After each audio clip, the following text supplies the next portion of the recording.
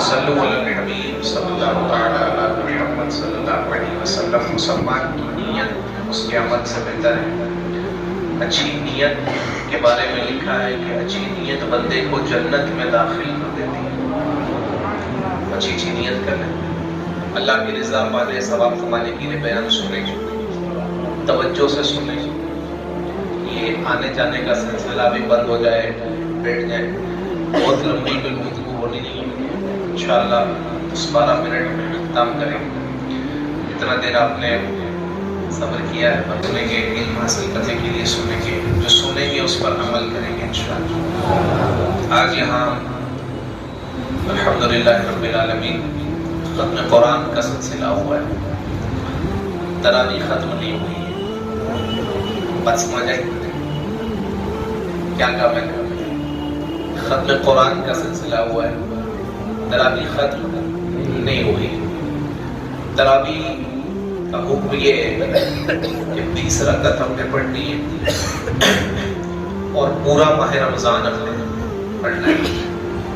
ایسا نہ ہو کہ ہم نے یہاں آج ختم قرآن سن لیا، پورا قرآن کریم سن لیا، تو اب ہم روڈ پر، ہوٹلوں پر بیٹھے ہوئے نظر آئیں، اپنے گھر پر نظر آئیں۔ ایسا نہیں ہونا چاہیے، بلکہ یہاں آپ نے مکمل قرآن کریم سنا ہے تو نیت کر لیں کہ آخری رمضان تک بھی ہم انشاءاللہ کریم تراویح پڑھیں گے اور پوری تراویح پڑھیں گے انشاءاللہ۔ دیکھیں اس کا ایک نقصان یہ ہوتا ہے نا کہ اگر بندہ تراویح نہیں پڑھتا نا تو بعض اوقات وہ پھر عشاء کی نماز بھی جماعت سے نہیں پڑھتا ہے۔ تراویح پڑھنے کی ایک برکت یہ ہوتی ہے کہ بندہ عشاء کی نماز جماعت سے پڑھ لیتا ہے، اور جب عشاء کی نماز اگر کسی کی رہ جاتی ہے تو ایسی سستی ہوتی ہے کہ کبھی کبھی نماز بھی قضا ہو جاتی ہے، معاذ اللہ، اللہ نہ کرے۔ تو ہمیں اس کا خیال رکھنا ہے۔ تو پہلی نیت کہ تراویح پوری پڑھیں گے انشاءاللہ، پڑھیں گے نا؟ پڑھیں گے کہ نہیں؟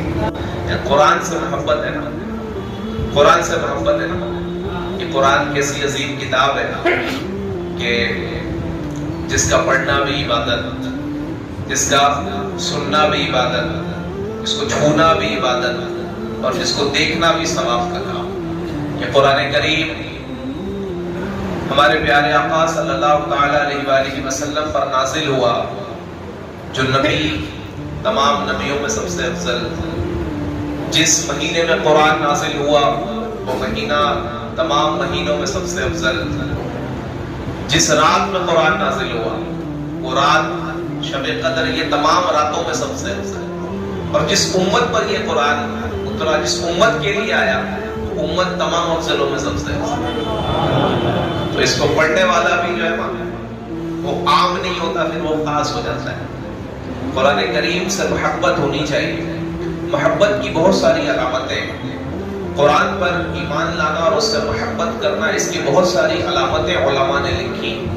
الحمدللہ مسلمانوں کے دل میں قرآن کا ادب اور احترام ہوتا ہے، ہم اس کو اپنے سینے سے لگاتے ہیں، اونچی جگہ ادب سے رکھتے ہیں، آنکھوں سے لگاتے ہیں، چومتے ہیں، لیکن قرآن کریم سے محبت کی یہ علامتیں ہیں۔ لیکن اس کے علاوہ قرآن کریم کی محبت کی علامت یہ بھی ہے کہ اس کی تلاوت کی جائے۔ کیا کیا جائے؟ اس کی تلاوت کی جائے۔ صرف رمضان کھول کر نہ دیکھا جائے، بلکہ سارا سال اس کی تلاوت کی جائے۔ قرآن کریم کی محبت کی ایک علامت یہ ہے کہ قرآن کریم میں جو احکام شریعت بیان ہوئے اس کو پڑھا جائے اور اس پر عمل کیا جائے۔ کیا ہوا؟ قرآن میں شریعت بیان کیا، نماز کا حکم قرآن میں، زکوٰۃ کا حکم قرآن میں، تو قرآن کو پڑھنا بھی ہے، اس کو سمجھنا بھی ہے، اور قرآن کے احکامات پر عمل بھی کرنا ہے۔ کیا کرنا ہے؟ عمل بھی کرنا ہے۔ اب دیکھیں، تھوڑا اپنا جائزہ لے لیجئے گا، میں ہاتھ نہیں اٹھواؤں گا، لیکن پورا سال گزر جاتا ہے، ہم سے ایک قرآن کریم ختم نہیں ہو پاتا، سوری ٹو سے، اب ایک مرتبہ بھی جو ہے نا وہ قرآن کریم ختم نہیں کر پاتے۔ اور ماہ رمضان جب آتا ہے تو ایک ذوق ہوتا ہے پڑھنے کا، بعضوں کو دیکھا ہے کہ وہ 3 پارہ، 4 پارہ، 5 پارہ پڑھ رہے ہوتے ہیں، لیکن ان کے پڑھنے کے بھی مسائل ہوتے ہیں۔ بعض اوقات بیچاروں کا حرف ادا نہیں ہوتا، کہ قرآن عربی میں نازل ہوا اور قرآن کریم کو عربی لہجے میں عربی قواعد کے مطابق پڑھنا ضروری ہے، عربی قواعد کے مطابق پڑھنا ضروری ہے۔ ہماری زبان اردو اور ہندی ہے، ہم اس کے مطابق قرآن نہیں پڑھ سکتے، تو قرآن کو عربی میں پڑھنا ضروری ہے۔ اب یہ سیکھنا پڑے گا، بغیر سیکھے آئے گا نہیں۔ جیم اور زا کا فرق سمجھنا پڑے گا، سین اور شین کا فرق سمجھنا پڑے گا۔ یہ کوئی قاری سمجھائے گا؟ اگر کسی کے سامنے بیٹھیں گے کوئی قاری قرآن، کوئی ماہر ہوگا نا، تو وہ بتائے گا ہماری غلطیاں کیا ہیں۔ جب تک ہم کسی کو اپنا قرآن سنائیں گے نہیں تو ہماری غلطیوں کی نشاندہی نہیں ہو پائے گی۔ جی ہاں، اللہ کی رحمت ہے، دعوت اسلامی کا دینی ماحول یہ ایسا پاکیزہ ماحول ہے کہ جہاں نہ صرف بچوں کو قرآن پڑھایا جاتا ہے بلکہ بالغ بڑے اسلامی بھائیوں کو بھی قرآن پڑھایا جاتا ہے، ان کو بھی قرآن درست مخارج کے ساتھ پڑھنا سکھایا جاتا ہے نا؟ تو قرآن کی جو میں نے کہا نا کہ قرآن کی محبت، قرآن پر ایمان لانا، اس کی بہت ساری علامتیں ہیں۔